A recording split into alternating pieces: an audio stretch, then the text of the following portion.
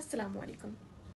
আমাদের প্রিয় নবী হজরত মোহাম্মদ সাল্লাল্লাহু আলাইহি সাল্লাম বলেছেন, যে ব্যক্তি আজান শুনে, দেখুন আজান হচ্ছে, জানি না শুনতে পাচ্ছেন কিনা, আল্লাহুম্মা রাব্বানা ইন্নাকা লা তুখলিফুল মিয়াদ, তার জন্য কিয়ামতের দিন জান্নাত ওয়াজিব হয়ে যাবে ইনশাআল্লাহ।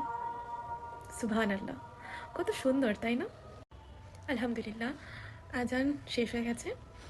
আমি আজান শুনে মন দিয়ে, আজানের উত্তর দিয়ে, দোয়াটা তিলাওয়াত করে তারপর আবার এই ক্লিপটা রেকর্ড করছি।